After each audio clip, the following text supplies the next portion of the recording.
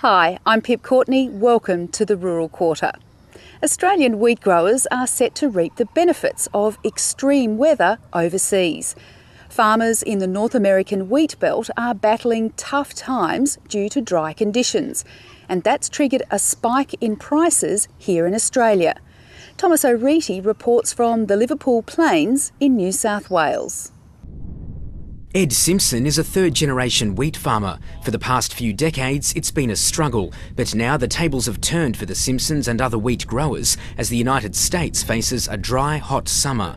Wheat prices have surged in the past month to meet global demand. 6 weeks, 8 weeks ago, the price was very, very poor. But over the last month, we have suddenly seen the spike of up to 25% more for our wheat forecast in the coming season, which is extraordinary. It's welcome news after more than a decade of misfortunes. With the winter crop just starting to see sunlight, farmers are making the most of the good prices. So I think now farmers, we don't have the benefit of a single desk anymore. Farmers now have to do their own marketing of their crop.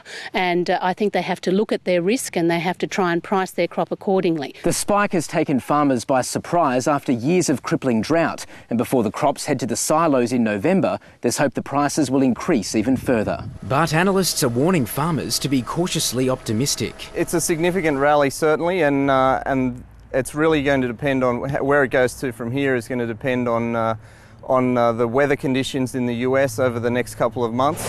The fragile state of the market means farmers are always wary. Without the correct dose of rain, the quality of the crop could be downgraded within a single day, and that would be a disaster.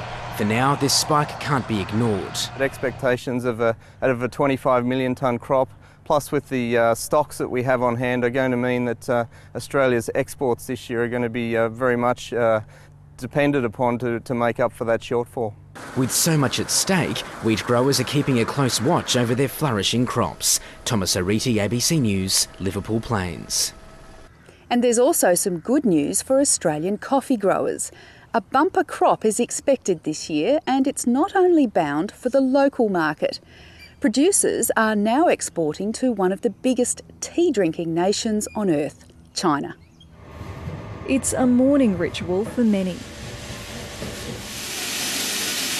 But for the McLaughlin family, coffee is a reward at the end of the day. Yes, I'm often out there about 7:30 in the morning roasting, so there's a lot of people just getting out of bed, and I've roasted the first 40, 60 kilos. After a quarter of a century in the bean counting business, they're looking forward to one of their best crops yet. We're hoping for a bumper crop, double definitely on what we had last year, and the conditions have all been favourable for an exceptionally good coffee crop this year. The McLaughlins are hoping to produce enough coffee to make around 7 million cups. Even in an economic downturn, cautious consumers can't kick the habit. Never get sick of the flavour or the smell of coffee. I absolutely adore it. It's just beautiful. Some baristas favour a local drop. The other beans are roasted in Italy and then shipped over. I don't know how long that takes. So the freshness aspect has got to far outweigh any kind of economic costs. But not much of the coffee served in local cafes comes from local growers. Around 75% of Australian coffee is grown here in far north Queensland, but growers say the vast majority of it flows offshore. The European Union imports about 50% of the global coffee supply, but there's a new market brewing. And one of the biggest nations of tea drinkers in the world is now turning to the dark side, with the Chinese swapping leaves for lattes. Any new interest is great. And we're all the time we are looking to, push more and more of our product. I think if you look at Australia coffee on the world coffee market, we do produce some of the finest coffee grown in the world. The coffee harvest runs for the next 2 months. Lauren Day, ABC News, Mareeba. From coffee in Queensland to truffles in Tasmania. The sniffer dogs are currently out in force for the harvest, and this year's crop promises to be the most lucrative yet. Here's Damien McIntyre. Truffles are a delicacy in big demand around the world, with Tasmania's considered among the best. The premium product can fetch up to $2,500 a kilogram.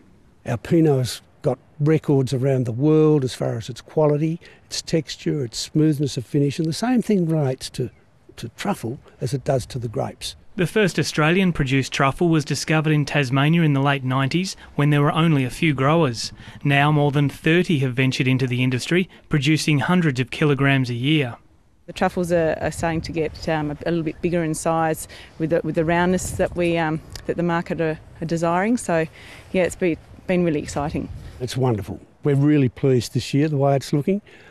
We've been harvesting now for 2 weeks and we've had the best truffles we've had to date.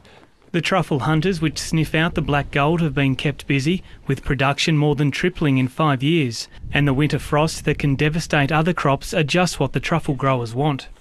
Like Swedes or turnips, get that frost into it and it just puts that extra aroma into it. Chefs have long sought out the flavoursome fungus. The quality of Tasmanian truffles has improved dramatically even in the last year to this year. The size is getting better, the firmness is better, the condition is tremendous. The harvest will finish in September, with shipments already sent to Asia and samples to Europe and the United States. Damien McIntyre, ABC News. To Western Australia now, where a court showdown is looming over the country's system of organic certification. A row between two farmers is set to reignite debate over organics, and the outcome could have major ramifications for food production.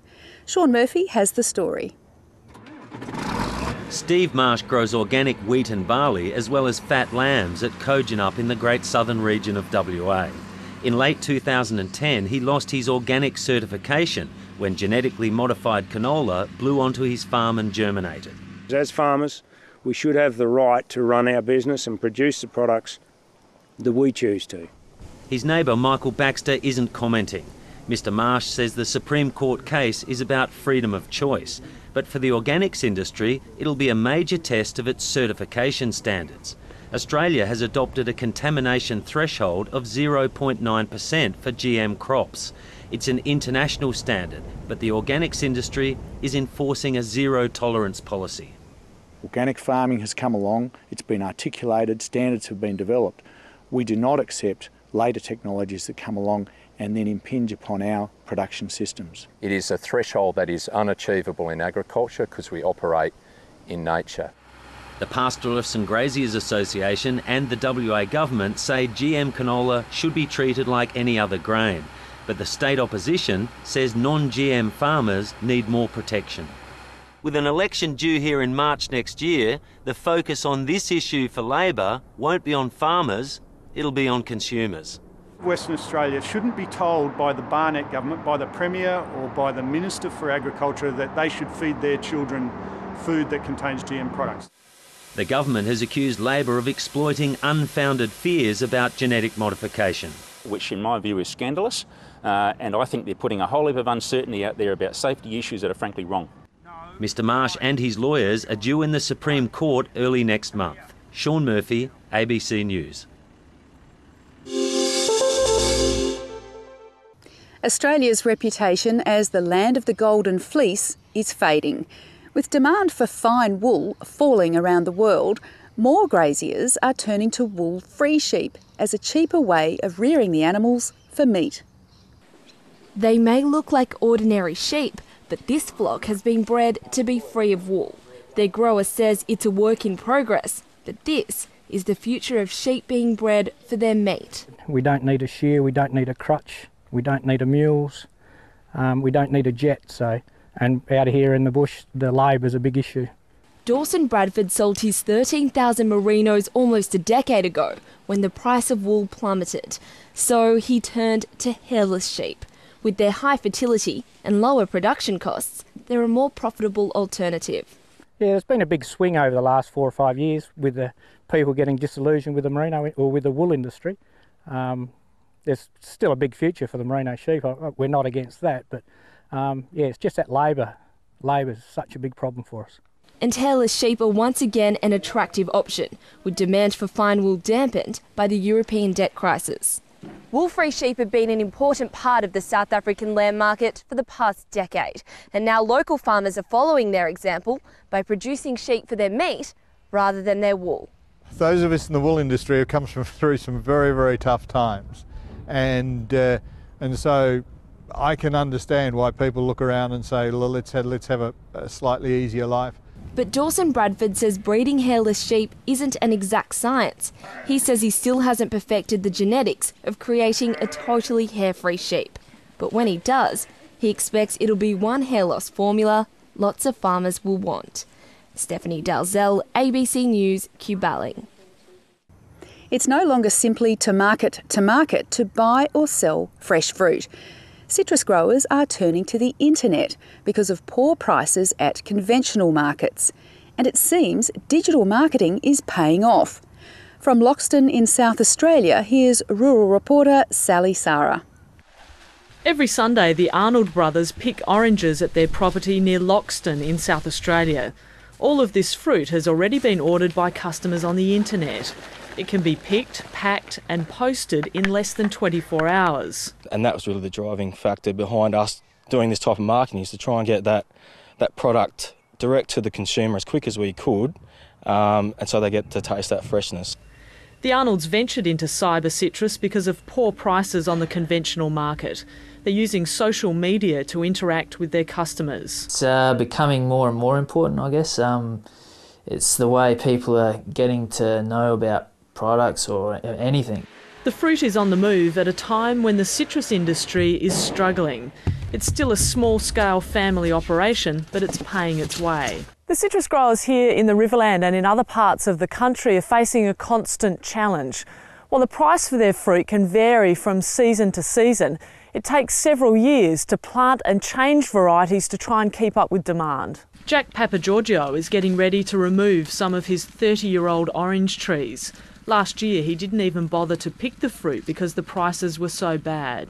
Well, I'm not proud to be pulling out citrus that I planted it, but unfortunately I've got to look at the family situation financially. It's becoming more expensive for Australian producers to grow and pack their fruit, but often the returns aren't keeping pace. I've got a philosophy that if people sit there and do the same thing they've done for years and don't change the way they go about it, unfortunately they'll probably get older and poorer. Tough times are driving citrus producers towards innovation. Sally Sarah, ABC News, Loxton. And that's all for this edition of the program. Don't forget Landline on ABC One on Sundays at noon.